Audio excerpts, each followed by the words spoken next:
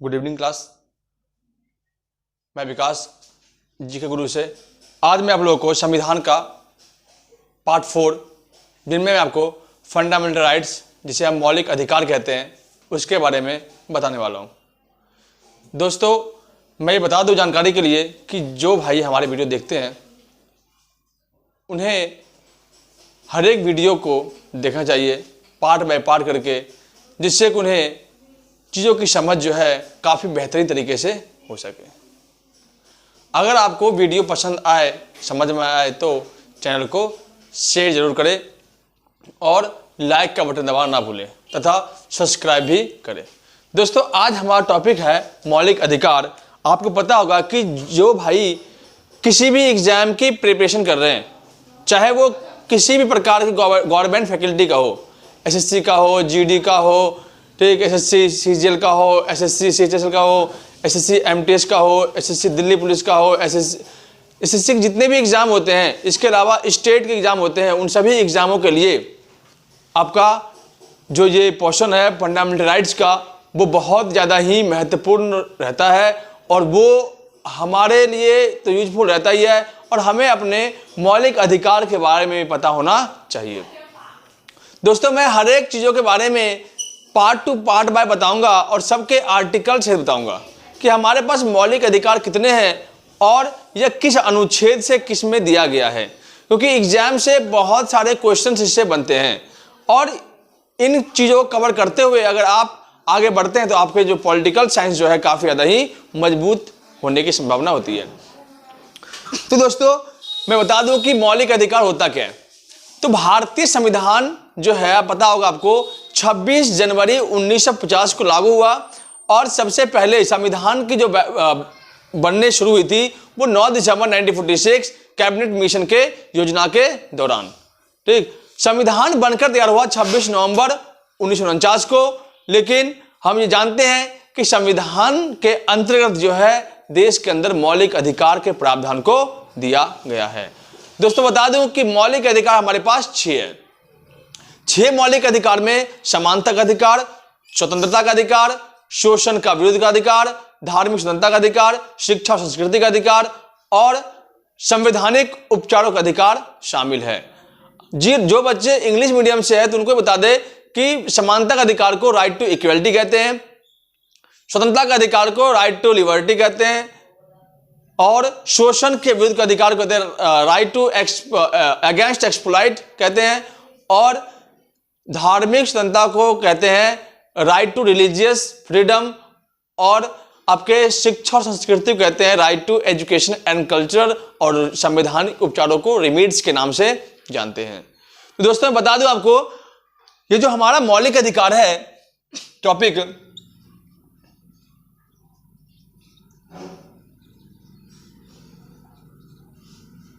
जिसे हम fundamental rights कहते हैं।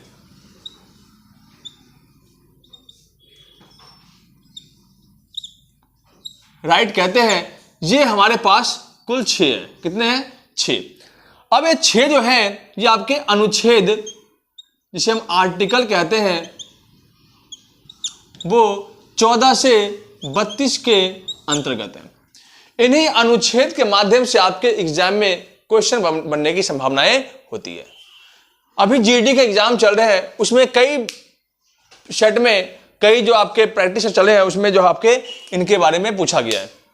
जितने भी आपके एग्जाम हुए शिफ्ट में उन सभी शिफ्ट में कुछ किसी ना किसी में पूछा गया डेली बेस पे मौलिक अधिकार से क्वेश्चन।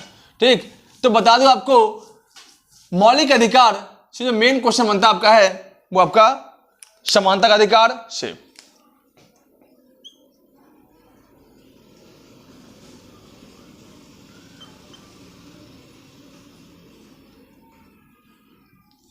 मौलिक अधिकार नंबर 1 आपका है समानता का अधिकार।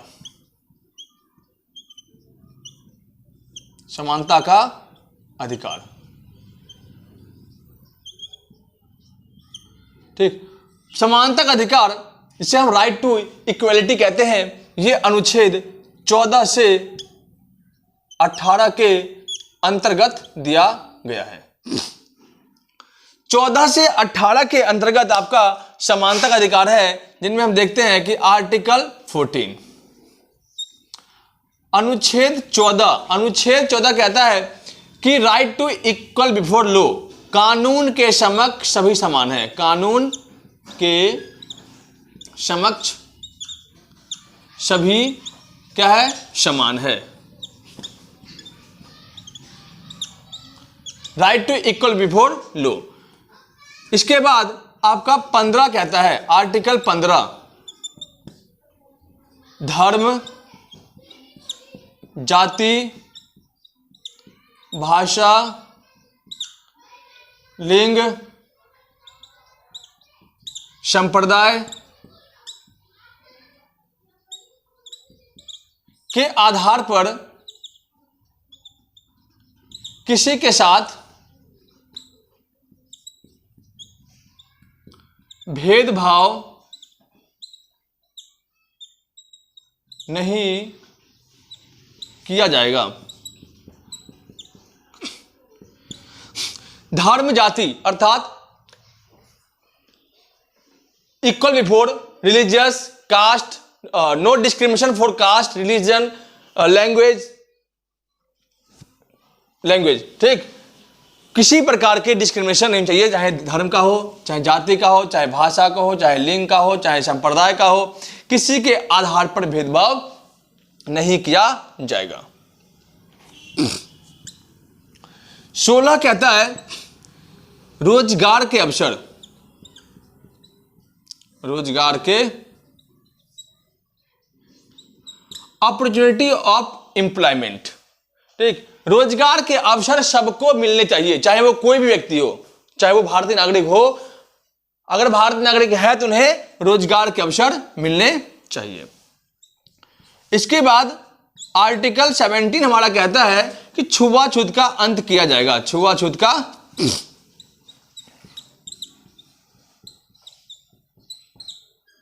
डिस्क्रिमिनेशन,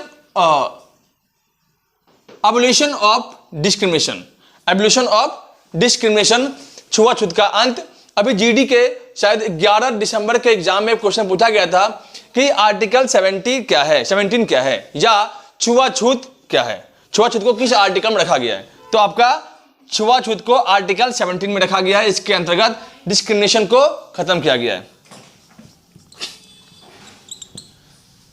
18 की बात करें तो 18 में यह कहा गया है कि कोई व्यक्ति है उसे उपाधि तभी मिलेगा जब वो किसी परीक्षा को पास करेगा, अपने मनमर्जी से किसी प्रकार के उपाधि धारण नहीं किया, अर्थात उपाधियों का अंत। मैं बता दूं कि पहले जमाने में, आज से करीब 100 साल पहले की बात करें या 50 साल पहले की बात करें, तो लोग जो थे पहले वो अपने मनमर्जी से अपने नाम के आगे भारी भरकम अपने पोस्ट लगाते थे। जैसे कि हमारे समाज के अंदर, हमारे देश के अंदर प्राचीन काल के अंदर गुप्ता डायनेस्टी के सबसे बड़े शासक में जाने जाते हैं चंद्रगुप्त विक्रमादित्य को। उन्होंने अपने नाम के आगे विक्रमादित्य लगाया था। विक्रमादित्य मतलब होता है सबसे बड़ा शासक, ठीक। इसके अलावा और बहुत शासकों ने अपने नाम के आगे अलग अलग नाम लिखाए थे, जैसे कि अशोक के नाम में भी कई उपाधियां लगी हुई है। तो इन उपाधियों को खत्म किया गया है। इसके बाद आपका आता है स्वतंत्रता का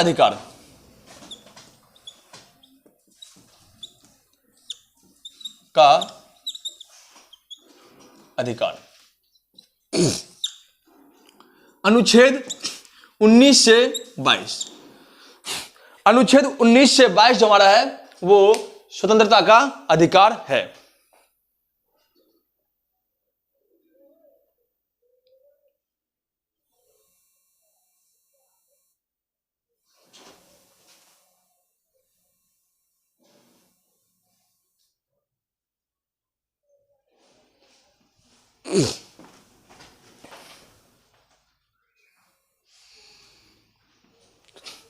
तो स्वतंत्रता के अधिकार के अंतर्गत हम देखते हैं कि अनुच्छेद 19 जो हमारा है उसके अंतर्गत कहा गया है कि भारतीय नागरिक भारत के अंदर कहीं पर भी आ सकते हैं, जा सकते हैं और भारत में कहीं पर भी अब बस सकते हैं। 2019 से पहले जम्मू कश्मीर में भारतीय नागरिक नहीं बसते थे क्योंकि आर्टिकल 370 लगा हुआ था, लेकिन अब जो है भारतीय नागरिक भारत के अंदर किसी भी राज्य में जाकर के बस सकते हैं, अर्थात रह सकते हैं, कहीं पर भी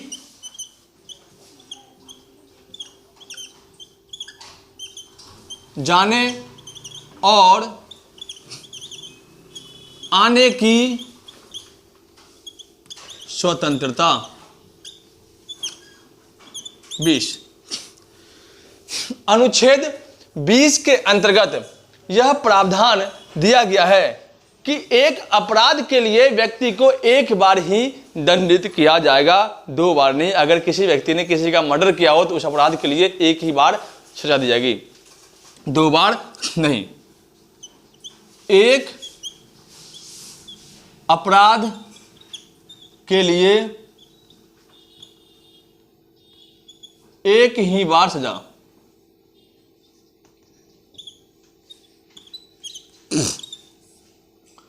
अनुच्छेद 21 जिसे हम लाइफ ऑफ लिबर्टी कहते हैं, जीवन जीने की स्वतंत्रता। जीवन जीने की स्वतंत्रता में ही आपका शिक्षा के अधिकार को मूल अधिकार बना दिया गया है। जीवन और देह की स्वतंत्रता, जीवन और देह की स्वतंत्रता। इसके अलावा शिक्षा के अधिकार को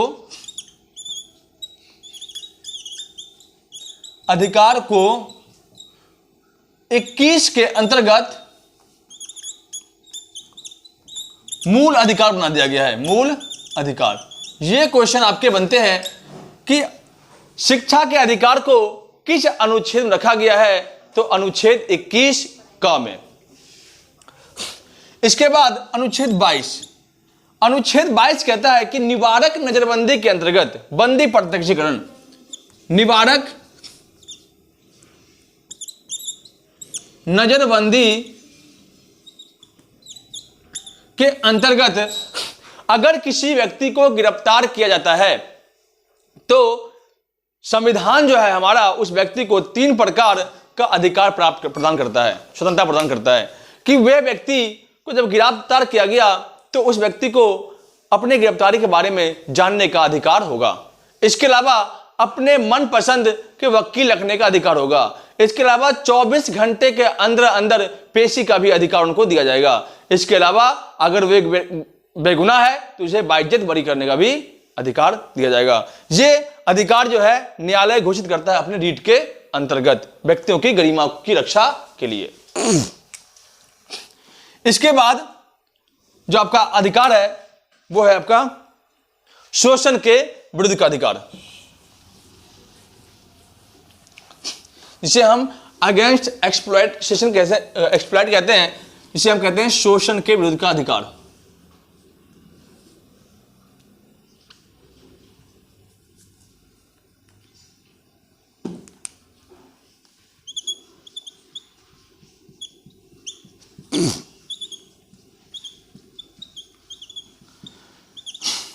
अधिकार शोषण के विरुद्ध अधिकार 23 से 24 में। कई बार ऐसे क्वेश्चन आता है कि किस अनुच्छेद में बंधुआ मजदूरी पर रोक लगाया गया है, तो शोषण का मतलब होता है कोई व्यक्ति किसी के साथ जबरदस्ती काम अर्थात शोषण नहीं कर सकता, अर्थात अनुच्छेद 23 कहता है कि जो है बंधुआ मजदूरी कराना अपराध है।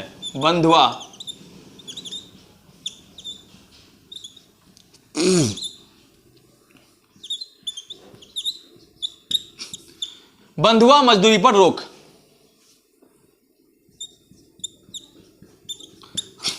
दोस्तों पता होगा कि देश के अंदर बंधुआ मजदूरी की जो प्रथा है बहुत तेजी से फैल रही थी पहले, जिनमें हम दास प्रथा के बड़े प्रमाण देखते हैं। और इससे भयानक स्थिति देखनी है तो आप देखें रोम के दास और फ्रांस के सर्प के बारे में देख ले, उनमें देखा जाएगा कि दासों की कैसी स्थिति होती थी। तो इनको देखते हुए हमारी सरकार ने बंधुआ मजदूरी पर रोक लगा दिया।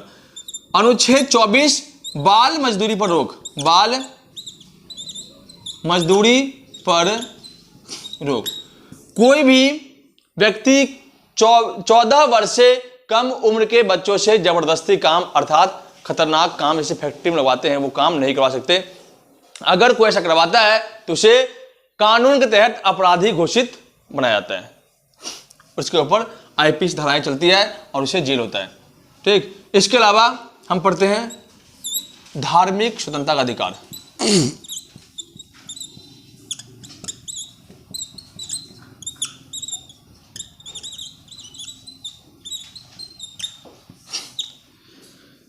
धार्मिक स्वतंत्रता का अधिकार अनुच्छेद आपका 25 से 28 के अंतर्गत है। ठीक, 25 से 28 में आपका धार्मिक स्वतंत्रता का अधिकार है। 25 कहता है कि भारतीय नागरिक किसी भी धर्म को अपना सकता है, किसी भी धर्म को, किसी भी धर्म को अपनाने का अधिकार।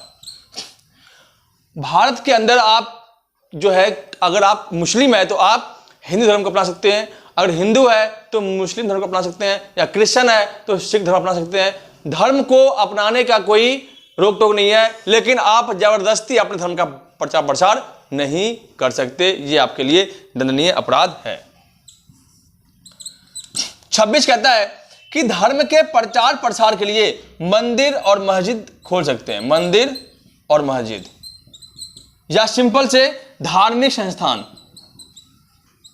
धार्मिक संस्थान खोल सकते हैं। दोस्तों बता दूं आपको कि धार्मिक संस्थान आप गैर कानूनी तरीके से नहीं खोल सकते, आप अपने प्राइवेट जगह पे ही खोलेंगे, सरकारी क्षेत्र में नहीं खोल सकते, क्योंकि सरकार का अपना कोई धर्म नहीं होता। 27 राज्य किसी भी धर्म को बढ़ावा नहीं देगा, राज्य किसी भी धर्म को बढ़ावा नहीं देगा। दोस्तों राज्य जो है किसी भी धर्म के लिए आगे नहीं आएगा, राज्य का अपना कोई धर्म नहीं होता, क्योंकि राज्य धर्म विहीन होता है। ठीक, तो राज्य का अपना कोई धर्म नहीं होता, इसलिए इसे कहा गया है कि राज्य किसी भी धर्म को बढ़ावा नहीं देगा। इसके अलावा अनुच्छेद वो ये है कि किसी भी सरकारी स्कूलों में, किसी भी सरकारी स्कूलों में धार्मिक शिक्षा नहीं दी जाएगी। किसी भी सरकारी स्कूल में अनुच्छेद 28 कहता है कि सरकारी संस्थान जो राज्य द्वारा चलाया जाता संस्थान है, शिक्षा संस्थान, उसमें किसी प्रकार की धार्मिक शिक्षाएं नहीं दी जाएगी, क्योंकि अगर सरकारी संस्थान में धार्मिक शिक्षा दी जाती है तो समझ लो वहां पे सांप्रदायिकता की भावना उत्पन्न होने की संभावनाएं होती है। ठीक, इसके बाद आपका 2 अधिकार और रह गया है, जिनमें ये आपके अधिकार है।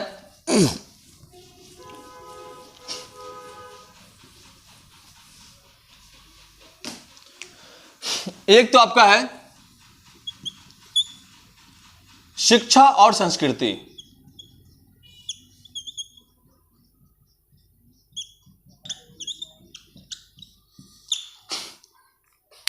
और शिक्षा और संस्कृति का अधिकार जो है हमारा 29 से 30 के अंतर्गत है। 29 कहता है कि अल्पसंख्यक लोग किसी भी शिक्षा को ग्रहण कर सकता है। ठीक, और किसी भी संस्कृति को भारतीय नागरिक भी और शिक्षा को अपना सकता है। शिक्षा और संस्कृति को अपनाने का अधिकार, शिक्षा और संस्कृति को अपनाने का अधिकार।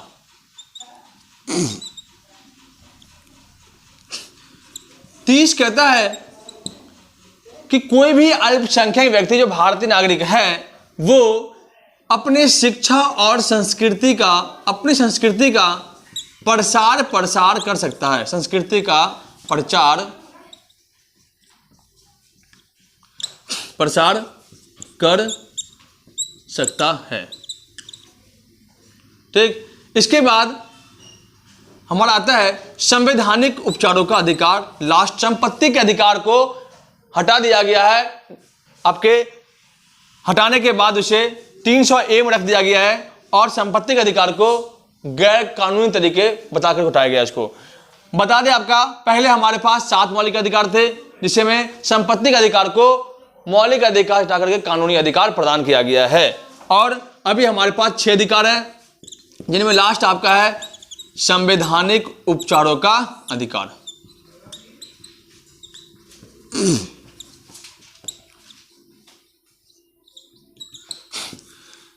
संवैधानिक उपचारों का अधिकार, इसे भारतीय संविधान के आत्मा और हृदय कहते हैं। भारतीय संविधान के किस मौलिक अधिकार को संविधान का हृदय और आत्मा कहा गया है? तो संवैधानिक उपचारों का अधिकार अनुच्छेद 32। अनुच्छेद 32 जो है, जिसे संविधान सभा के जनक कहे जाने वाले डॉक्टर भीमराव अंबेडकर ने कहा कि ये जो अनुच्छेद है, संविधान है और अनुच्छेद है, जो मौलिक अधिकार आपका संवैधानिक उपचारों का अधिकार है, ये आपका क्या है? संविधान के हृदय और आत्मा है, क्योंकि ये हमारे 5 मौलिक अधिकारों की रक्षा करता है। रक्षा करते समय सर्वोच्च न्यायालय और उच्च न्यायालय के न्यायाधीश को 5 तरीके की शक्तियां प्रदान की जाती है, जिनमें आपका, जिन्हें हम रीट कहते हैं। रीट की बात करें तो आपका बंदी प्रत्यक्षीकरण,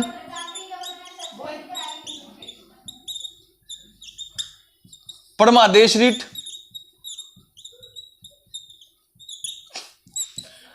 अधिकार परीक्षा, उत्प्रेक्षण रीट और प्रतिषेध रीट।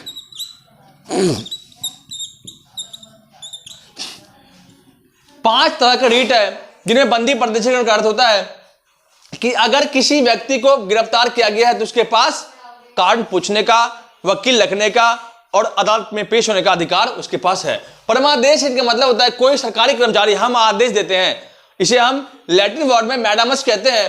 परमादेश का मतलब होता है कि हम आदेश, सरकार जो आदेश देती है, कोई भी ऐसा व्यक्ति हो जो अपना काम जो है जिम्मेदारी से ना उठाता हो तो उसके लिए ये रीट जारी करता है। अधिकार परीक्षा का मतलब होता है कोई व्यक्ति किसी के पद को जबरदस्ती से प्राप्त कर लिया हो, जैसे कि वो उस पद के लायक हो ही ना हो। मतलब कि मान लो कि कोई आईएएस अफसर का पद खाली है और उस पोस्ट के लिए कई सालों से उस पर कोई आईएएस अफसर नहीं बैठने आया, तो कोई गैर कानूनी रूप से आके बैठ गया है, और जब उस पोस्ट के लिए सही व्यक्ति आया है, जो पढ़ लिख के आया है, जो एग्जाम पास करके आया है, और देखा वहां पहले से ही कोई आईएएस अफसर बैठा हुआ, तो उस व्यक्ति को उठाया जाता है कि आप उस पद के हकदार नहीं है, उसके ऊपर कानूनी कार्रवाई की जाती है।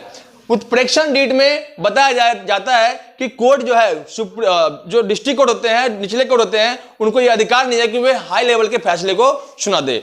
और प्रतिषेध रीट का मतलब होता है कि कोई भी निचली अदालत है, वे अपने फैसलों को अगर सुना नहीं पाते हैं तो वे उच्च न्यायालय में जाकर के पेश कर सकते हैं, वो अपने कार्रवाई को आगे बढ़ा सकते हैं। इस प्रकार से मौलिक अधिकार को संविधान के 14 से 32 अनुच्छेद में रखा गया है और भाग 3 के अंतर्गत इसको लिया गया है, और ये मौलिक अधिकार की सूची हमारे अमेरिका के संविधान से लिया गया है। 6 मौलिक अधिकार आपके लिए ज्यादा ही महत्वपूर्ण रहते हैं और इसी के आधार पर आपके सारे क्वेश्चंस बनते हैं। दोस्तों, अगर वीडियो पसंद आया तो लाइक करना ना भूलें। धन्यवाद।